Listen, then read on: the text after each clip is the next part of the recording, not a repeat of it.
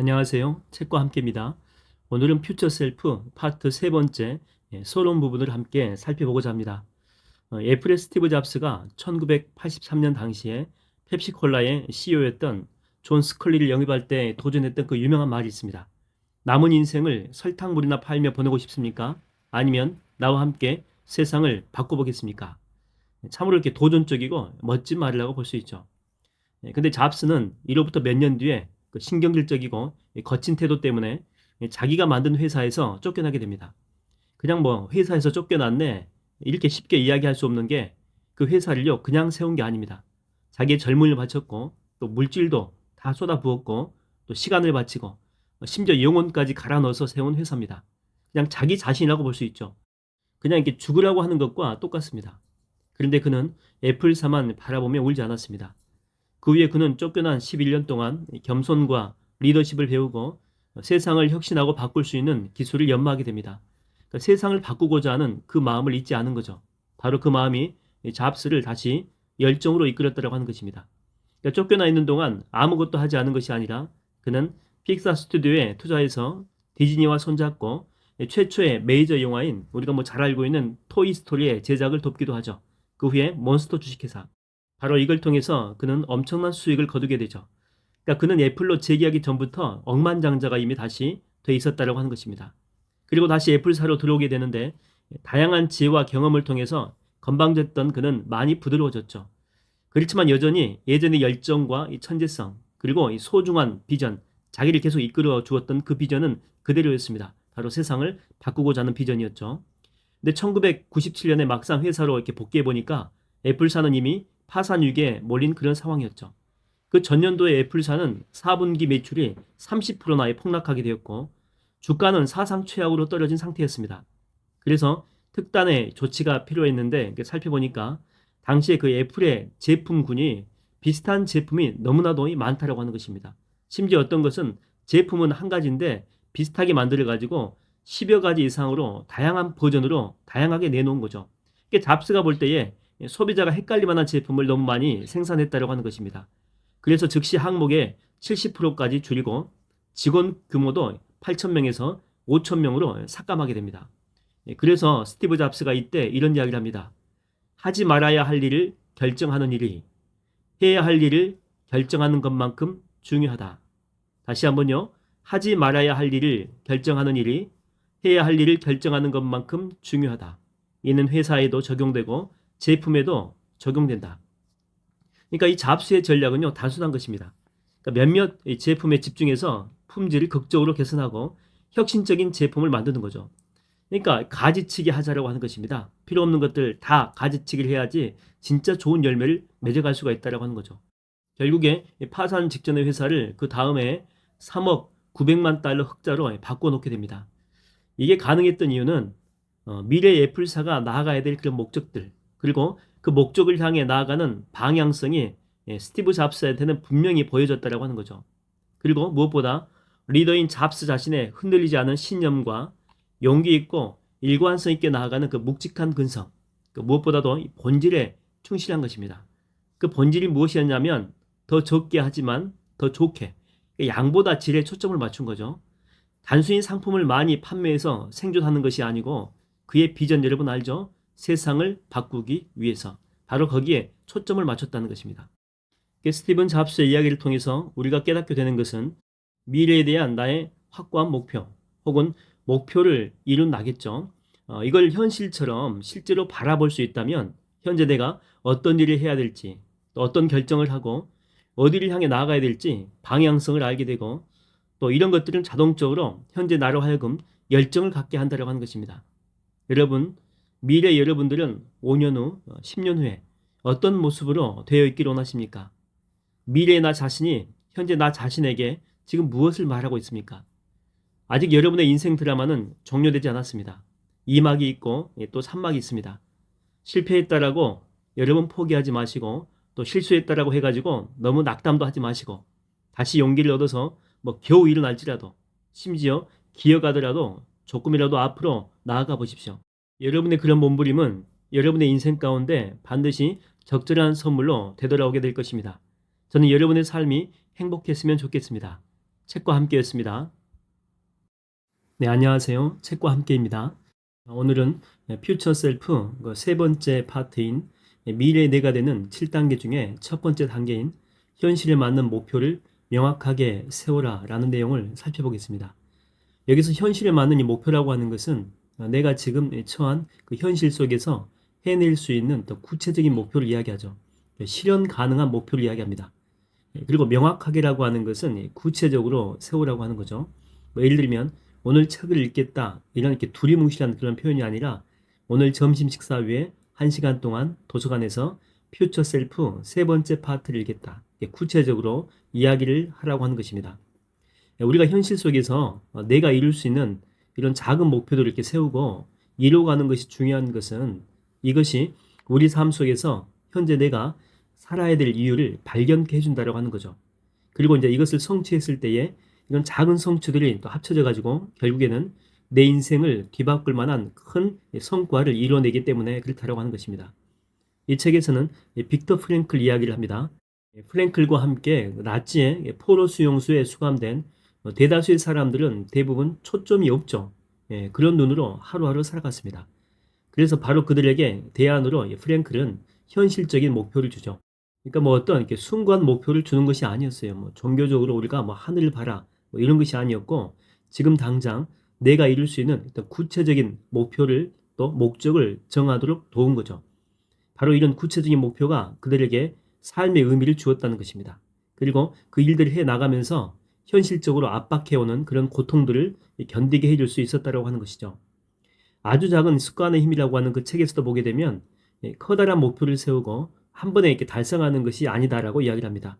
하루에 뭐 작아 보일지라도 1%씩 조금씩 개선해 나가는 거죠. 이건 뭐 부담 없이 누구나 할 수 있잖아요. 비록 처음에는 어떤 변화의 열매는 뭐 보이진 않죠.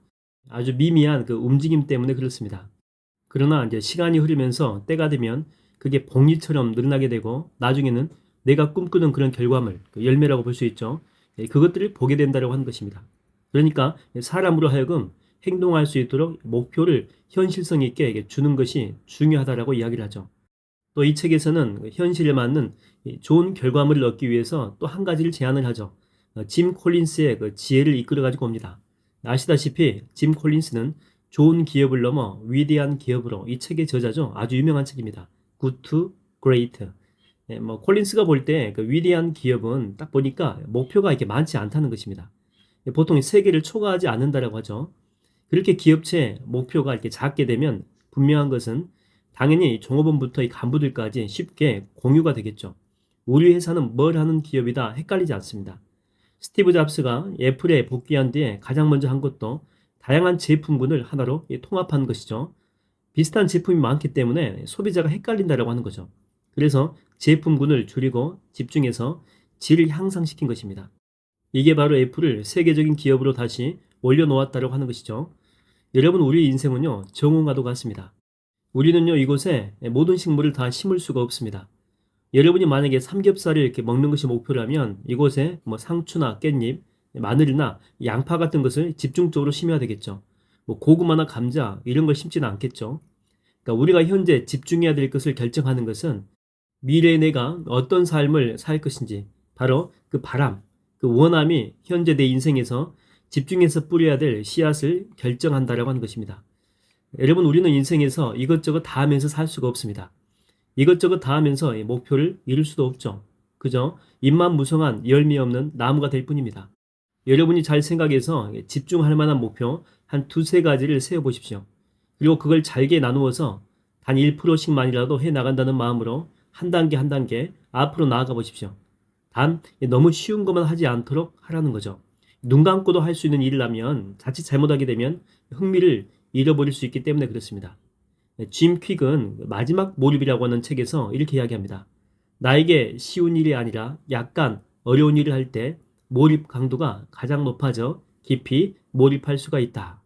그래서 목표를 세워가지고 우리가 할 수 있는 일들을 한다라고 했을 때 너무 쉬운 일 찾지 말고 조금 내 의지가 들어가고 내 노력과 땀이 들어갈 정도의 그런 목표를 찾게 되면 더욱더 열심히 우리는 일에 몰입할 수 있고 좋은 성과를 낼 수가 있다고 하는 것입니다. 첫 번째 단계 정리하겠습니다. 미래의 내가 되는 1단계는 현실적인 달성 가능한 목표를 명확하게 세우는 것입니다. 저는 여러분이 어떤 일이든지 포기하지 않았으면 합니다. 작은 움직임이라도 계속하다 보면 반드시 성취할 날이 올 것이기 때문이죠. 또한 너무 많은 일을 하려고 그런 욕심을 내지 않았으면 합니다. 가지치기를 잘 하십시오. 책상에 이것저것 다 펼쳐놓지 마시고 한두 개만 놓고 정리를 해보십시오. 그렇게 하면 집중력과 몰입 강도가 높아져서 여러분의 수준을 훨씬 뛰어넘는 열매를 보게 될 것입니다. 저는 여러분이 삶에서 행복했으면 좋겠습니다. 책과 함께였습니다. 안녕하세요. 책과 함께입니다. 오늘은 퓨처 셀프의 파트 세 번째인 미래의 내가 되는 7단계 중에 두 번째 단계인 덜 중요한 목표를 제거하라 라는 내용을 한번 살펴보겠습니다. 우리가 인생을 살면서 덜 중요한 목표를 제거해야 되는 이유는 덜 중요한 목표들을 추구하다가 진짜로 중요한 목표에서 점점 멀어질 수가 있기 때문입니다. 근데 뭐 말이 쉽지 이게 쉽지 않은 이유는 덜 중요한 목표들은 이게 참 쉬운 일입니다. 그래서 당장 성과를 볼 수가 있기 때문이죠. 그리고 또 우리의 도파민을 끌어올려주는 것들이 상당히 많이 있습니다. 그래서 지금 당장 우리를 유혹할 정도로 상당히 매력이 있다고 하는 것입니다.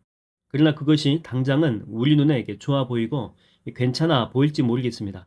그러나 인생 전체에서 살펴본다면 우리가 궁극적으로 추구하는 목표에서 점점 빗나가게 한다라고 하는 거죠. 저자는 덜 중요한 목표를 추구하는 것은 우리 인생의 정원에 자꾸만 잡초를 심는 것이다라고 이야기를 합니다. 뽑아야 될 잡초라고 하는 거죠. 그래서 이게 그냥 두게 되면 뭔가 우리 인생의 정원에 많은 것들이 있는 것 같습니다. 그렇지만 잘 살펴보면 결국에는 잡초만 무성한 인생이 되고 만다라고 하는 거죠. 제가 예전에 저희 집 옥상에 방울토마토를 심고 나서 한동안 일이 바빠가지고 돌보지 못한 적이 있습니다. 그런 후에 한참 후에 가보니까 주변의 잡초들이 이렇게 무성하게 자란 경험들이 있었죠. 제가 궁극적으로 열매 맺기를 원하는 이 방울토마토들을 잡초들이 다 덮어버린 것입니다. 잡초 반, 방울토마토 반. 이 잡초가 이 토지 양분도 다 빨아먹고 또 토마토가 잘 자라려면 태양도 봐야 되거든요. 근데 전부 다 태양을 가리웠다는 것입니다. 결국에 이 잡초 때문에 토마토 열매가 튼실하게 자라지 못하게 된 것이죠. 그래서 한나절 정도 시간을 내 가지고 잡초 전체를 뿌리채 다 뽑아 가지고 제거했습니다.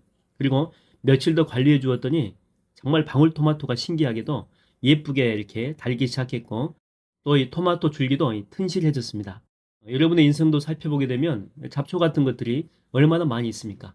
그런 것들이 여러분의 에너지를 빼앗아가고 또 여러분의 꿈을 가려버립니다. 그래서 결국 목표를 향해 나아가는 것을 막고 있을지도 모른다라고 하는 거죠. 이 책에서는 그 닐 게이머이라고 하는 사람의 이야기가 나옵니다. 그는 뭐 반지의 제왕이나 뭐 나니아 나라 이야기 같은 이런 소설과 비슷한 장르의 소설을 쓴 사람으로 아주 유명하죠. 그의 잘 나가는 작품으로는 샌드맨이라고 하는 그 작품이 있는데 지금도 넷플릭스에서도 상영되고 있습니다. 이 분야에서 최고의 상도 여러 개 받았을 만큼 아주 탁월한 사람이죠. 그는 우리가 궁극적으로 추구해야 될 것을 산, 마운틴으로 표현합니다. 우리의 궁극적인 목표. 게이먼 자체가 추구한 산은 소설을 쓰는 거였죠. 그래서 그는 잡지사의 편집자가 되거나 괜찮은 월급을 받는 일자리를 전부 다 거절합니다. 거절한 그 일들이요, 그냥 일들이 아니고 아주 매력적이고 충분히 유혹이 될 만한 그런 것들이 상당히 많이 있었습니다. 그러나 어렵지 않게 거절할 수 있었던 것은 그 일은 게이먼을 자기가 추구했던 그 산, 그 목표에서 멀어지게 하기 때문이었죠. 산을 가는데 오히려 방해가 될 뿐이었던 것입니다. 그래서 거절하고 몸에서 잡초 같은 것들을 다 털어버립니다. 성경에도 이렇게 보게 되면 다윗이 골리앗과 1대1로 싸우러 나가기 전에 다윗에게 이스라엘 왕이 갑옷도 주고 칼도 줘요. 왕의 것이니까 얼마나 좋은 거겠습니까? 최고의 갑옷이고 최고의 칼입니다. 그런데 다윗은 거절합니다. 왜냐하면 칼이나 갑옷 그 자체로는 훌륭할 수 있겠지만 자신한테는 맞지 않는다라고 하는 거죠. 오히려 전쟁하는데 거추장 수를 뿐이다라고 하는 것입니다. 그래서 가볍게 나가잖아요. 만약에 다윗이 자신에게 어울리지도 않는 이런 장비를 착용하고 나갔다면 그거 신경 쓰느라고 싸움에 전념하지 못했을 것입니다. 그걸 털고 나갔기 때문에 승리할 수가 있었다라고 하는 거죠. 프랑스의 소설가이면서 시인인 생텍쥐페리는 이런 말을 했죠. 완벽함은 더는 추가할 게 없을 때가 아니라 더는 뺄 게 없을 때 이루어진다. 다시요.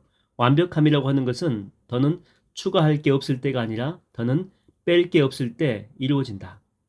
이번에 저도 이제 이사를 위해서 책을 정리하면서 정말 많이 버렸습니다.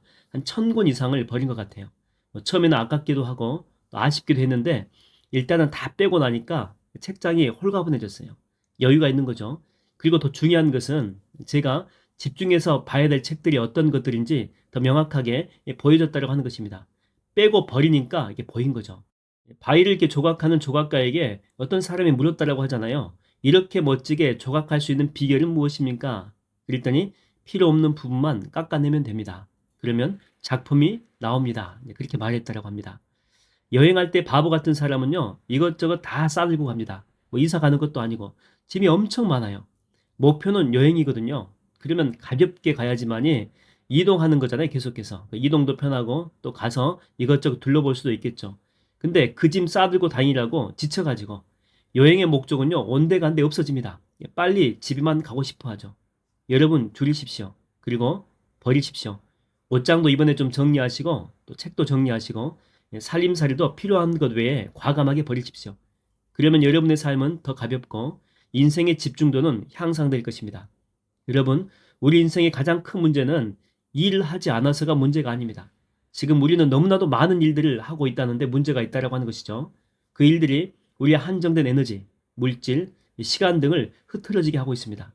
만약에 우리가 그 에너지와 힘을 한 곳, 그러니까 우리만의 산에 집중할 수 있다면 우리 인생에는 혁신적인 변화와 열매가 맺어질 것입니다.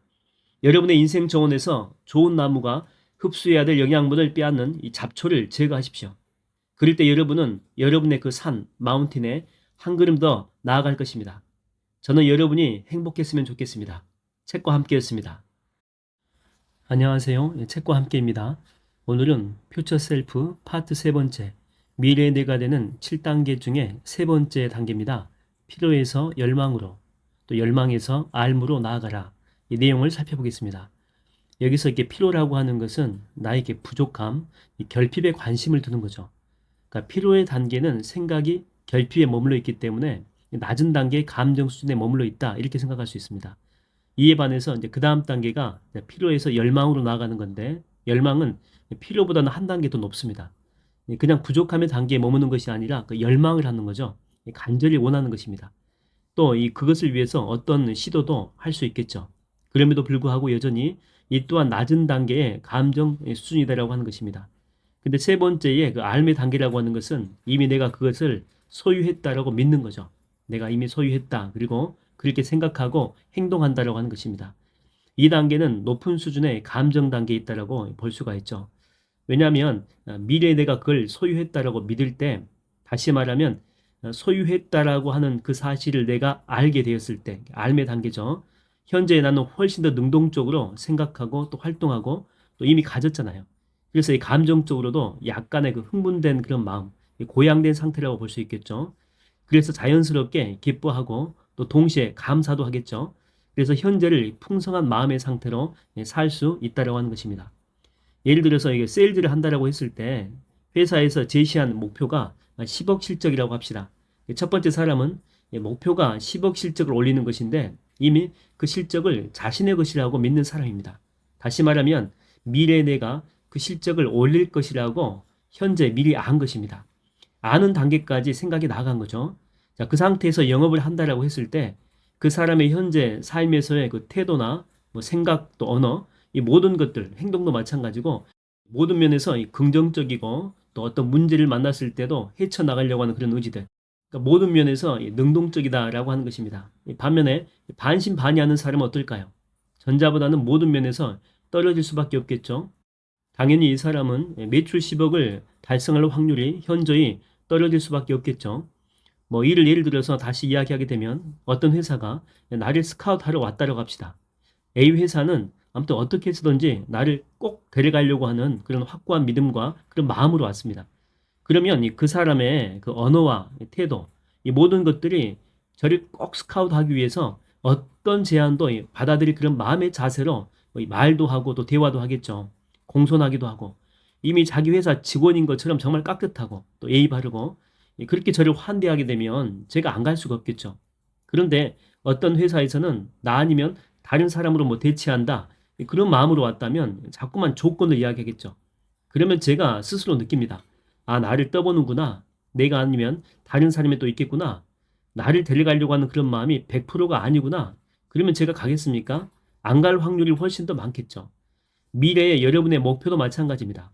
확실히 그것이 이루어진다라고 내가 믿고 미리 감사하고 또 이룬 것처럼 행동하는 거죠. 바로 알매 단계죠. 자, 그럴 때 미래에 내가 그것을 이룰 확률이 훨씬 더 높다라고 하는 것이죠. 이것을 일명 이 끌어당김의 법칙이다. 그렇게도 이야기를 합니다. 나폴레온 힐은 이런 말을 했죠. 내 마음이 상상하고 믿는 것은 무엇이든 이룰 수가 있다. 왜냐하면 이미 상상한다라고 하는 것은 그것을 이룰 수 있는 내면의 능력이 존재하기 때문이다. 그리고 이제 이런 말을 했습니다. 갖지 못한 것을 청하는 기도가 아니라 이미 받은 축복에 감사하는 기도를 한다면 원하는 것을 더 빨리 얻을 것이다. 다시 한번요.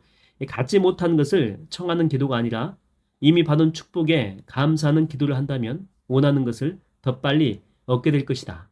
왜냐하면 감사라고 하는 것은 이미 얻은 것에 대한 표현이잖아요. 그래서 우리가 원하는 것을 미리 받은 것처럼 감사를 표현하게 되면 그 감사의 능력은 우리가 원하는 것을 더 빨리 끌어당기는 축복의 능력이 된다라고 하는 거죠. 또 위대한 생각의 힘에서 제임스 알렌은 사람은 자신이 원하는 것을 끌어당기는 것이 아니라 이미 자신의 모습이라고 생각하는 것을 끌어당긴다. 그렇게 이야기합니다. 그렇게 되려고 확실히 믿는 것, 바로 그것을 끌어당긴다라고 하는 거죠. 여러분, 알면 행하게 되어 있습니다. 우리가 그것을 이룰 것이라고 믿지 않기 때문에 어영부영하는 것이죠. 반신반의하는 것입니다. 미래 여러분의 꿈은요, 반드시 이루어집니다. 그리고 그것을 마음으로 믿을 때 여러분의 입에서 이미 이룬 것에 대한 감사가 저절로 나오게 된다고 하는 거죠. 토마스 영이라고 하는 학자가 빛이 이제 파동인지 물결처럼 움직이는 거죠. 아니면 입자인지 그러니까 알갱이처럼 뭉쳐진 거죠. 그래서 어떤 것인지 잘 몰라가지고 실험을 합니다. 근데 그 실험의 결론은 우리가 이해할 수 없는 그런 결과가 나오죠. 깜짝 놀랄 만한 그런 결론이 나옵니다. 보니까 사람이 관측하지 않을 때는 파동의 형태로 이렇게 존재를 하고 그런데 사람이 이렇게 관측을 하게 되면 입자로 바뀌는 그러니까 상식적으로 이해할 수 없는 괴상망측한 일이 일어난 것입니다. 그런데 뭐 인간에게야 괴상망측이겠지만 그러나 미시 세계에서는 이런 것들이 이제 상식적으로 일어난다고 하는 거죠. 여러분 우리가 이렇게 눈으로 보는 것도 마찬가지입니다. 우리 눈은 이 과시광선만 볼 수 있잖아요. 그러니까 인간의 착각이 뭐냐면 우리가 보는 세상이 이 세상이 전부라고 착각하는 거죠. 근데 이 빛은 이 가시광선만 있는 것이 아니고 적외선도 있고 이 자외선도 있어요. 근데 이것은 우리가 볼 수가 없다라고 하는 거죠. 근데 뭐 다른 동물이나 이 곤충들은 또 이것을 봅니다. 그러니까 이 세상은 정말 다양한 것들로 이루어져 있어요. 다만 인간이라고 하는 한계 때문에 우리가 다 볼 수 없다라고 하는 거죠. 그래서 우리의 생각을 뛰어넘는 일들이 미시 세계에서는 당연하게 실존한다라고 하는 것입니다. 자, 이를 바탕으로 미래에 내가 원하는 것, 또 내가 원하는 그런 자신의 모습이 있을 텐데 그걸 구체적으로 생각하고 뭐 또 정리도 해보고 펜으로 쓰기도 하고 그림을 이렇게 붙여놓기도 하고 아무튼 다양한 방법을 통해서 확고히 해서 현재화시키는 것. 이게 중요한 이유가 뭐냐면 파동이 아까도 이야기했듯이 관찰을 통해서 확인할 수 있는 입자로 이렇게 실체화되듯이 이런 과정을 통해서 실체화라고 하는 형태로 구체화될 수 있기 때문에 그렇습니다. 그럴 때 이렇게 구체화된 그 내 미래의 비전과 내 자신의 그런 모습이 현재 나를 이렇게 끌어당긴다라고 하는 거죠. 훨씬 더 강력하게 당길 수가 있다라고 하는 것입니다. 자, 오늘 내용을 이렇게 정리하겠습니다. 나는 이런 부분이 부족해. 어떤 피로의 단계도 아니고 그것을 꼭 얻어내고야 말 거야. 어떤 열망의 단계도 아닙니다. 이미 얻었다라고 하는 아는 단계, 이 알매 단계까지 여러분 나아가십시오. 그럴 때 단순히 파동으로 존재했던 여러분의 꿈은 실제로 눈으로 보고 손으로 만질 수 있는 입자의 형태로 여러분에게 다가올 것입니다. 저는 여러분들이 행복했으면 좋겠습니다. 책과 함께했습니다. 안녕하세요. 책과 함께입니다. 오늘은 퓨처 셀프 파트 세 번째 미래 내가 되는 7단계 중에 네 번째 단계인 원하는 것을 정확하게 요구하라 라는 내용을 살펴보겠습니다. 우리가 원하는 것을 정확히 요구한다는 의미 속에는 내가 원하는 것이 무엇인지 정확히 알고 있다는 전제가 깔려 있죠. 그래서 내가 원하는 것이 정확한지 알 수 있는 그 시금석이 될 수 있는 내용이라고 생각이 됩니다. 물론 이 책에서는 요구하는 쪽에 더 무게중심을 두고 이야기하지만 기본적으로 요구할 수 있으려면 자기의 바람이나 욕구가 명확할 때 가능할 수 있겠죠. 이 책에서는 그 아멘다 파머라고 하는 한 뮤지션을 소개하고 있습니다. 그는 낮에는 행위예술, 그러니까 뭐 살아있는 조각상이죠. 뭐 중국에서 우리가 흔히 볼 수 있습니다. 뭐 검은색이나 흰색으로 온몸을 칠하고 조각상처럼 움직이지 않죠. 이런 행위예술을 통해서 길거리에서 낮에는 돈을 벌었고, 밤에는 2인조 그룹으로 활동하는 피아니스트 겸 작곡가로 거리 공연을 했습니다. 나중에 점점 그의 음악이 인기를 얻게 되고, 더 이상 살아있는 조각상은 하지 않을 정도로 많은 돈을 벌게 되죠. 그는 테드 강연에서 부탁하는 예술에 대해서 이야기했는데 골자는 이렇습니다. 트위터에 피아노 연습을 하고 싶어요 이렇게 올린다는 거죠. 부탁하는 거죠. 그러면 누군가 자신의 집으로 초대한다라고 하는 것입니다. 그래서 그들과 함께 식사도 하고 또 연습도 하고 또 즉흥적인 공연도 하고 또 심지어 코 세정 주사기를 살 수 있는 곳은 어디인가요? 알려주세요. 부탁하는 거죠. 그럴 때 한 간호사가 직접 이 파머가 있는 카페로 오기도 했다라고 하는 것입니다. 그러니까 여기서 강조하는 것은 가만히 있을 때가 아니라 부탁할 때, 그때 자신의 욕구에 반응하는 누군가하고 연결이 될 수 있다라고 하는 거죠. 이렇게 작은 요청을 하다가 이제는 큰 요청으로 한 걸음 더 나아갑니다. 파머는 음반 제작을 위한 클라우드 펀딩을 하게 되는데 금액 단위가 엄청 커진 거죠. 그럼에도 과감하게 자기 팬들에게 이제 요청하는 거죠. 나중에 이게 펀딩 금액을 이렇게 보니까 원래 요청 금액의 10배 이상이 모이게 됐다고 하는 것입니다. 이 파머에게 장착된 그 마인드가 뭐냐면 도움이 필요할 때 사람들한테 요청한다. 그런 마인드가 있었다는 거죠.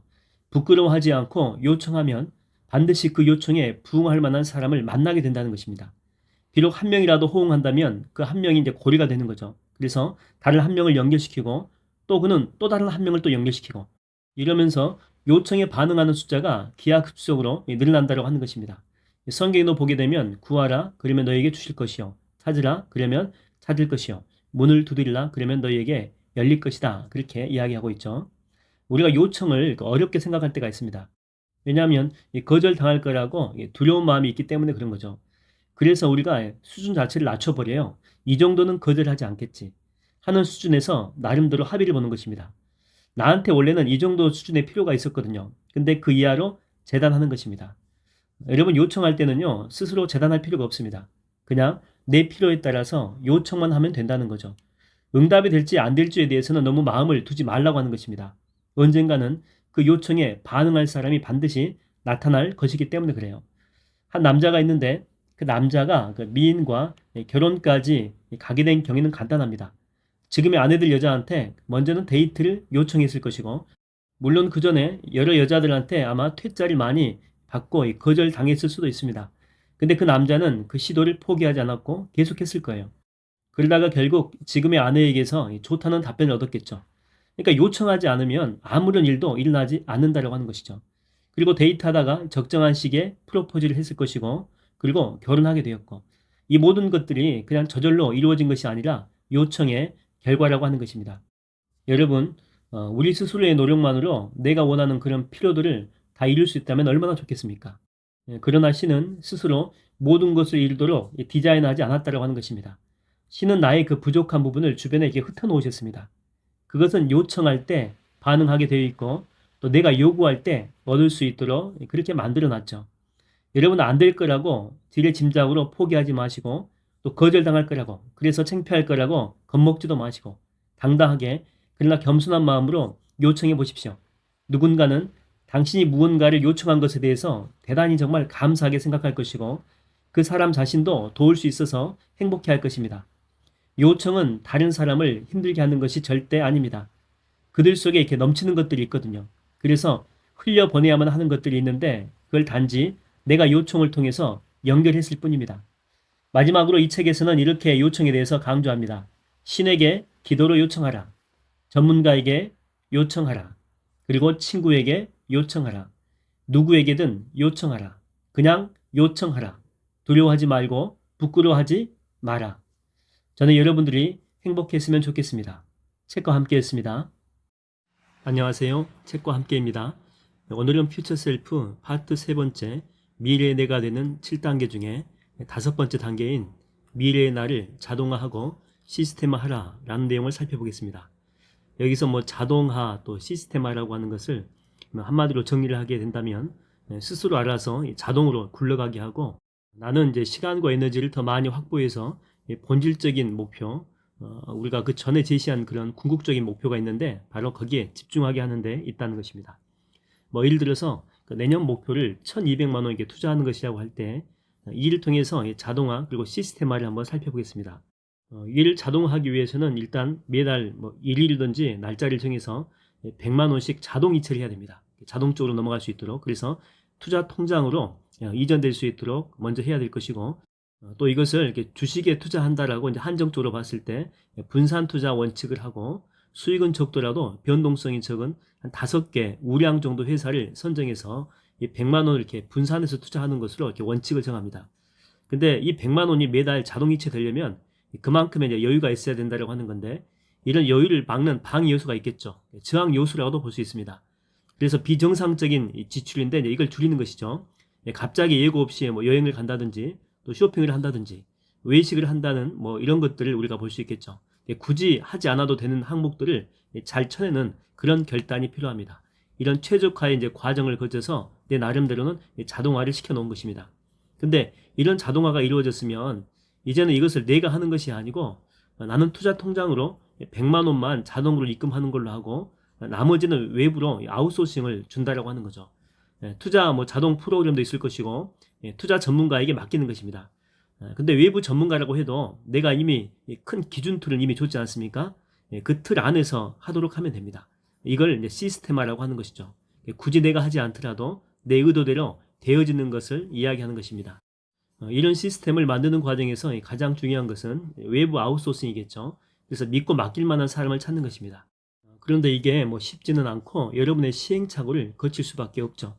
그래도 시스템화를 위해서는 이런 시행착오가 반드시 필요합니다. 이 책에서는 첼시라고 하는 그 비서 이야기를 통해서 시스템화를 설명하고 있는데, 여기서 저자는 사장이죠. 그래서 이 사장으로서 처리해야 될 많은 사안들이 있습니다. 혼자 다 검토하고 처리하려고 한다면 뭐 하루 24시간도 부족하겠죠. 뭐 밥도 또 잠도 줄여도 감당하지 못할 것입니다. 그래서 이 비서인 첼시에게 저자가 관심을 두는 일이 어떤 일이고 또 일정상 내가 할 수 있는 일에 대한 어떤 기준들, 그러니까 명확한 기준들을 제시한 거죠.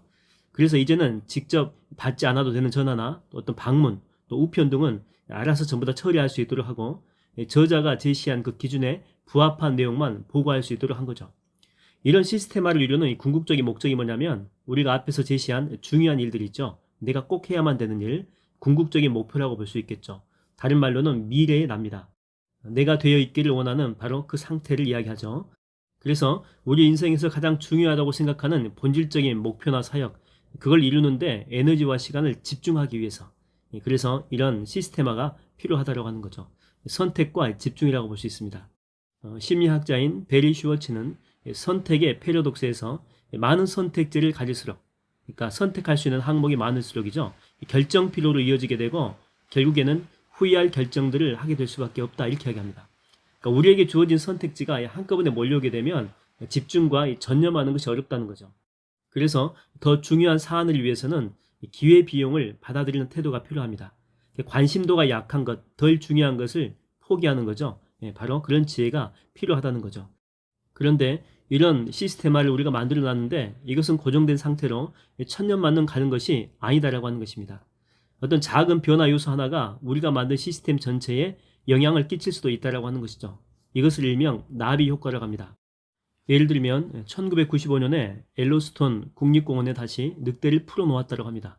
왜냐하면 70년 동안 포식자가 없어가지고 사슴 개체수가 엄청 늘어났는데 이게 문제가 된 게 공원에 있는 모든 식물을 뭐 나무나 풀 등을 가리지 않고 다 뜯어먹어서 녹초지가 없어지는 심각한 문제가 발생하게 된 거죠. 근데 공원에 늑대 몇 마리를 풀어놓자 뭐 사슴이 몇 마리 이제 먹히긴 했지만 놀라운 일이 나게 됩니다. 풀이 거의 말랐던 협곡과 이 계곡에 다시 풀이 자라기 시작했던 거죠.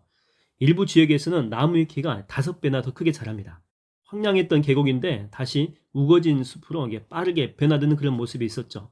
또 나무가 많아지니까 새들도 많이 모이게 되고 비버의 개체수도 급격하게 늘어납니다.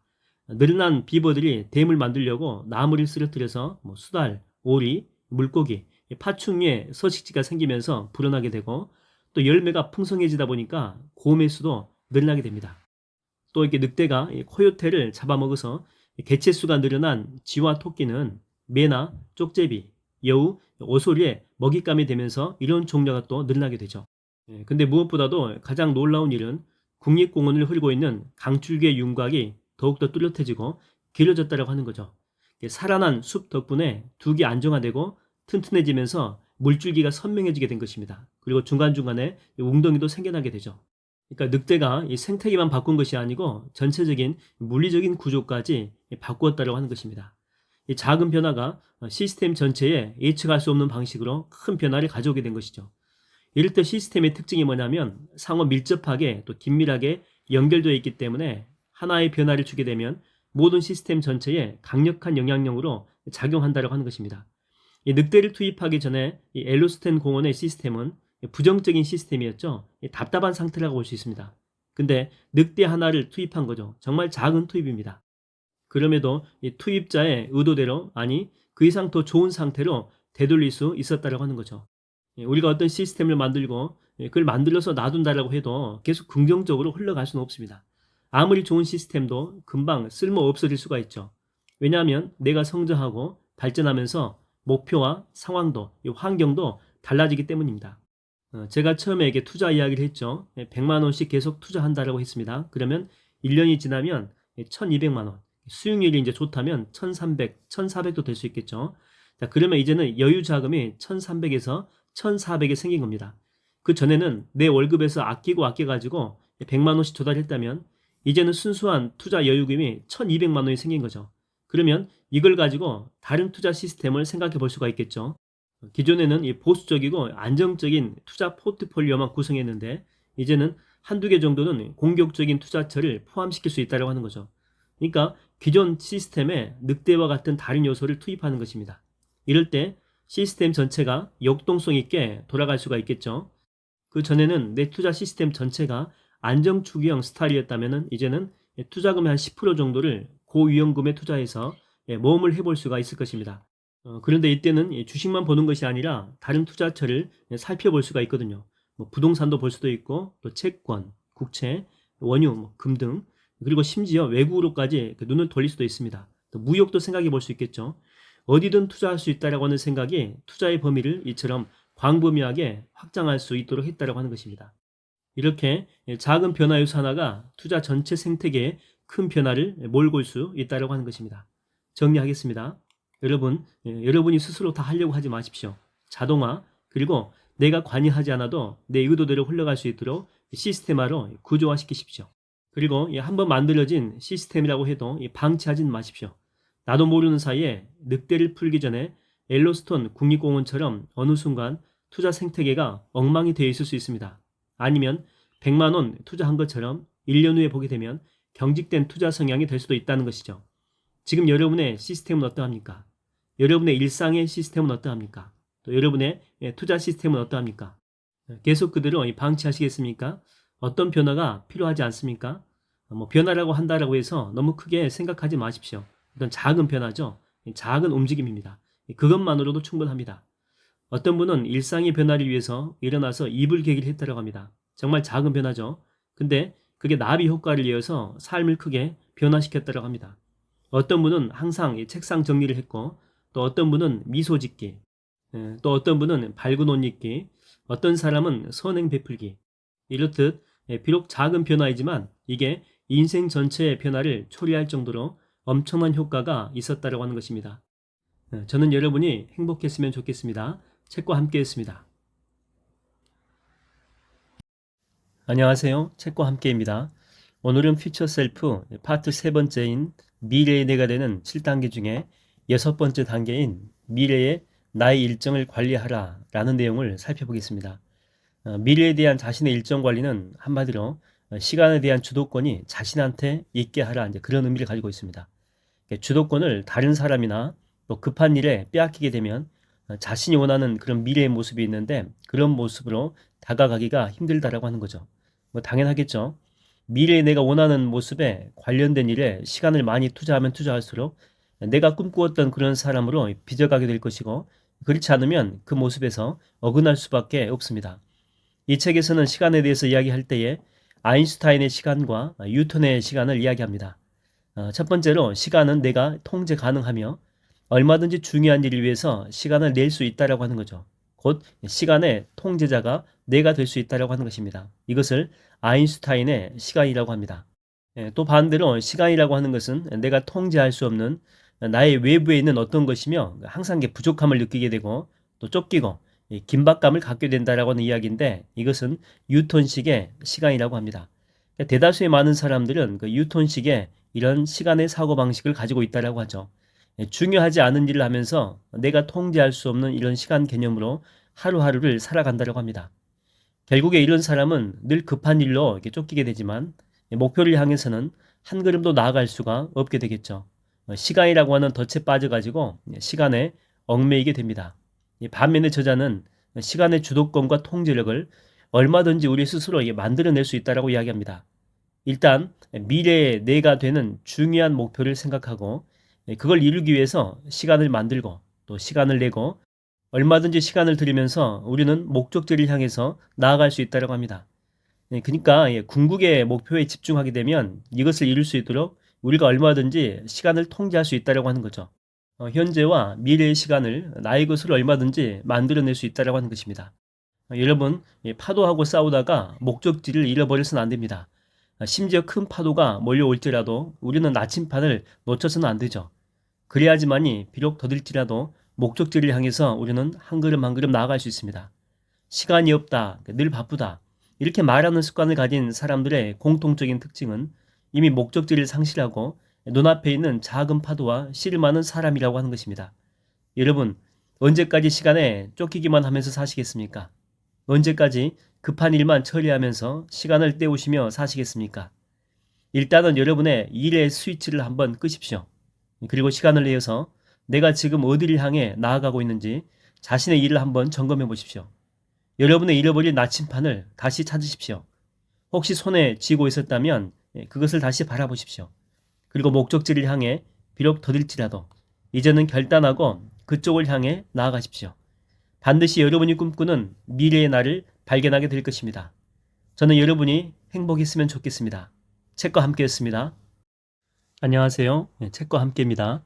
오늘은 퓨처 셀프 파트 세 번째, 미래의 내가 되는 7단계 중에 7번째 단계인 완벽하지 않더라도 공격적으로 완수하라 라는 내용을 살펴보겠습니다.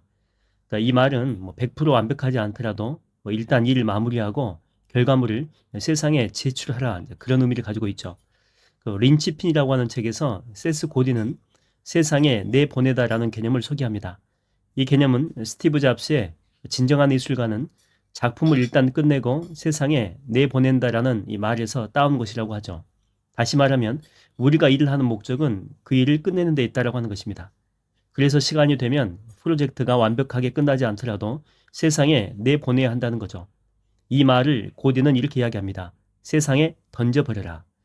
왜냐하면 지속적으로 내보내야지만이 그런 과정을 통해서 최고의 성과를 낼 수가 있기 때문에 그렇습니다. 세상에 결과물을 내보내는 일을 지속할 때에 우리는 앞으로 나아갈 수가 있죠. 우리는 하나의 걸작품만을 만들어서 세상에 내보내는 것이 아닙니다. 계속해서 만들어서 세상에 내보내면서 그 중에 걸작이 탄생하는 거죠. 피카소는 1000점 이상의 그림을 그렸습니다. 딱 몇 개 그려가지고 걸작이 나온 게 아니죠. 그 그림 중에서 3개 정도가 걸작이 된 것입니다. 레오나르도 다빈치는 이런 말을 했죠. 예술은 절대 완성되지 않는다. 단지 버려질 뿐이다. 미완성인 작품이라도 일단 완수하고 그것을 내보내야지만이 그 다음에 더 좋은 결과를 만들어낼 수 있기 때문에 그렇습니다. 그러므로 완수하는 것이 완벽한 것보다 훨씬 더 낫다는 거죠.